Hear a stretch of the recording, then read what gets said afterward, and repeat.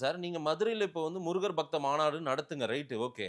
ஆனா அசம்பாவிதம் நடக்கும்னு இன்னைக்கு ஒரு ஒரு நாட்டின் அமைச்சர் பேசுறாரு யாரு இன்னைக்கு. அமைச்சரு?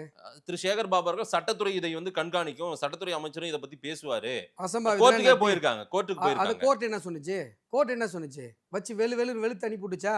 ஏன்னா திமுக மட்டும் தான் இங்க தமிழ்நாட்டுல மீட்டிங் நடத்தணுமா? வேற யாரும் எந்த மீட்டிங் நடத்தக்கூடாதா? தமிழ்நாடு போலீஸ் திமுகவுக்கு தான் வேலை செய்யுதா? வேற யாருமே மீட்டிங் நடத்த விட மாட்டீங்களா நீங்க? என்ன பண்றீங்க? நடுநிலைமையா இருக்க மாட்டீங்களா? அப்படின்னு கேள்வி மேல கேள்வி கேட்டுச்சா? நீ பழனியில மீட்டிங் நடத்தலாம், பழனியில மாநாடு நடத்தலாம், அவங்க மதுரையில நடத்தக்கூடாதா? கேட்டுச்சா? அசிங்கப்பட்டு தானே வந்திருக்கு இப்ப திமுக. அப்புறம் என்ன? ஏங்க எந்த மீட்டிங் நடத்தக்கூடாது, எந்த ஆர்ப்பாட்டமும் நடத்தக்கூடாது, எந்த போராட்டமும் நடத்த விட மாட்டீங்க. என்னதாங்க பொழப்பு நடத்துறீங்க நீங்க? இது ஆட்சியாங்க இது? கருணாநிதி அவருடைய ஆட்சி காலத்துல கூட போராட்டம் நடத்த அனுமதி பாருங்க. போலீஸ் இவனை கையில வச்சுக்கிட்டு சட்டம் ஒழுங்கு. ஏன் திருவான்மியூர்ல ஒரு அமைப்பு ஆர்எஸ்எஸ்னுடைய அமைப்பு சேவா பாரதி 23 வருஷமா ஃப்ரீயா டியூஷன் நடத்திட்டு இருக்காங்க. எத்தனை வருஷமா? 23 வருஷமா. அந்த டியூஷன்ல படிச்சு டிகிரி வாங்கி இப்ப அந்த அந்த பசங்களுக்கே டியூஷன் எடுக்கிறாங்க ஆளுங்க.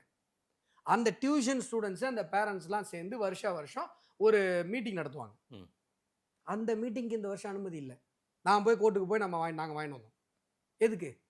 ஒரு ஃப்ரீ டியூஷன் சென்டர் நடத்துறாங்க. அதுக்கே அனுமதி மறுக்கிறீங்க. பொழப்பா இது? இதுவும் ஒரு பொழப்பா? இதுவும் ஒரு ஆட்சியா?